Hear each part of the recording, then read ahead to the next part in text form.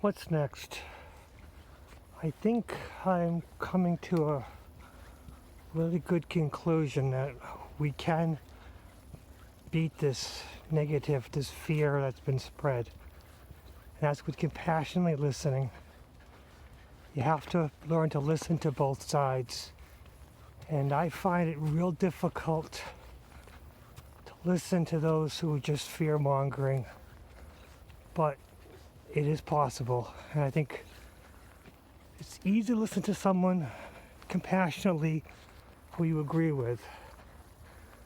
But it's a major challenge to listen to someone who you don't agree with.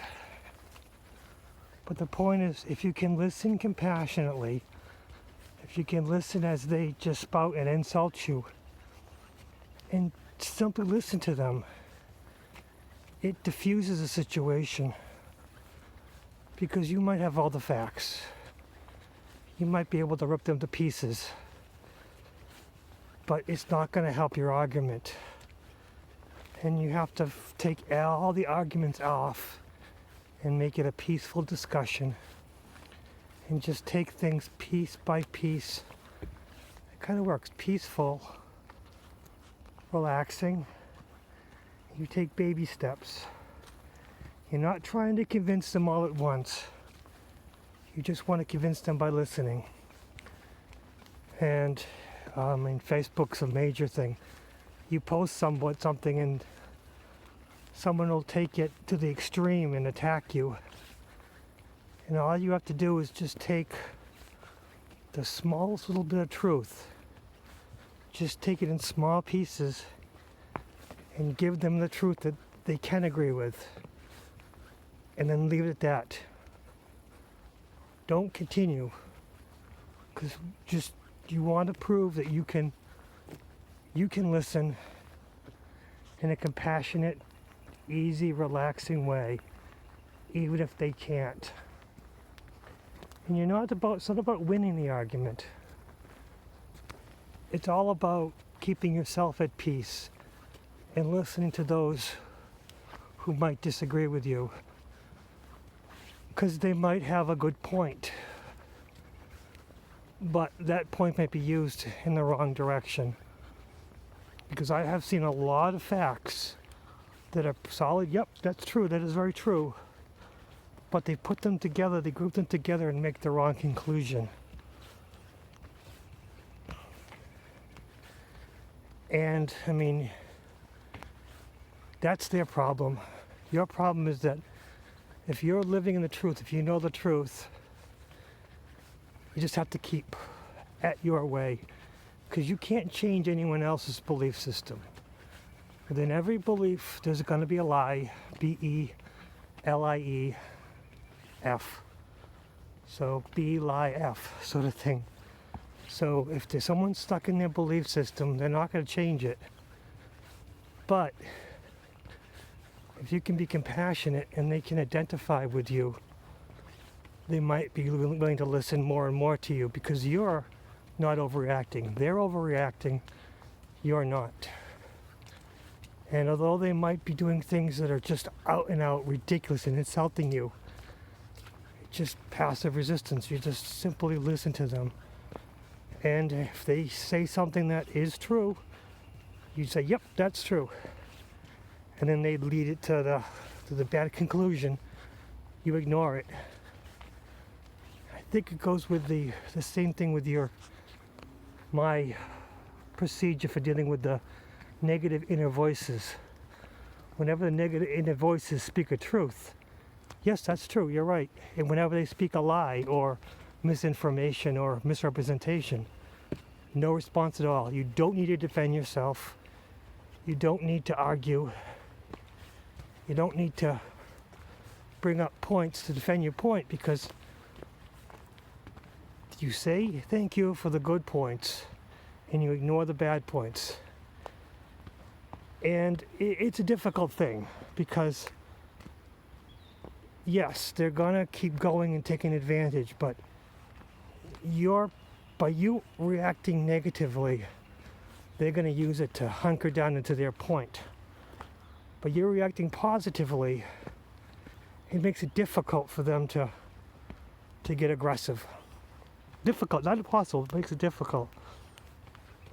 And if things get too much for you, you could always do the cutting off, because, I know Facebook, they have a thing called 30-day timeout.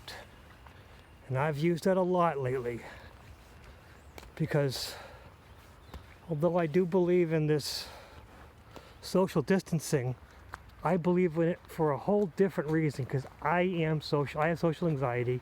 So the social distancing thing to me is a godsend. I love it. I don't think it's going to help reduce the virus, because you have to have, if there really is a virus, you have to have much more cleaner procedures. It's not the stores that have to be clean, it's the people themselves that have to do the right procedure. They have to stop touching things and then touching their masks. I don't think the masks are a whole different thing. The masks are people to try themselves, try to hide something about themselves. It's shielding themselves. It's developing the fear basis. So you gotta, if you can accept the social distancing and relax about it, turn it into a positive. Don't go into the fear. Don't supply the fear at all. Just listen. Try to find the positive of the situation. I mean, if the virus is as bad as they say, it's simple. You just control it with, you just be your best self. You maintain meticulous, but you don't have to do it in the fear base. You do it as just fastidious. Just keep yourself clean. Just do what you need to do. No big deals. And right now I'm suffering from allergies, which are driving me crazy, but it makes me feel like I'm having a cold. And that puts you into the the bad mindset of having the C19. Nope, just allergies, and they're annoying. No more than that. You just have to keep yourself in a positive mindset. Don't feed the fear. Listen compassionately to everyone, to the negative Nancys, the negative Normans, the negative inner voices. Just listen compassionately. And when they say something that, is okay, is good, yep, agree with them, and then leave it at that. You don't have to keep agreeing with them. You get baby steps. So you put your point, you let them have their point, then you walk away. You don't want to give them too much of a swelled head. Little by little. Teeny tiny bit. You don't have to be Gandhi or Martin Luther King Jr. and be passive resistance. You do something quite more insidious. You be compassionate. I think compassion is going to be the key to all of this. Because no matter what, the COVID-19, the was it 5G, the government overpowering, the Democrats trying to kill us, the Republicans trying to kill us, everyone trying to take advantage of us, the economy going to garbage, oil problems. All these are fear-based, but none of them are actually a real problem, because they're individually not a big deal, and together they seem like a huge, insurmountable problem, but it's all just smoke and mirrors. They just want to force the fear onto us. And that's what you don't have to do. You don't have to give in to the fear. You accept the situation as it is, but never give in to the fear. Because there will always be toilet paper, there will always be paper towels, there'll always be hand sanitizer, even though they make it limited. They make it like old Russia or something like that to make us think that there's lack. They're going to find many ways to make us afraid. But you don't have to feed it. You don't have to feed your own fear. Let them have their fear. You don't have to take it upon yourself. Let them get angry. Just listen to them. Don't argue. Don't defend. Just listen and be your best self. It's going to be a challenge, but the light workers, the loving, the believers, the positive people we're winning. I know we're winning because the negative people are getting more and more. They're hyping things up, they're making things stronger when things aren't as bad as they seem. So things are really not as bad as they seem, as they try to make it out to be. So they're going to make it more extreme, make it seem more extreme. Things are good and getting better. We positive people can manifest our perfect world. The negative people are falling apart, and they're going to fight harder. But we the positive people, can take control. Don't let them get to you. Just be your best self. Be as positive as you can, and don't feed the fear. What's next?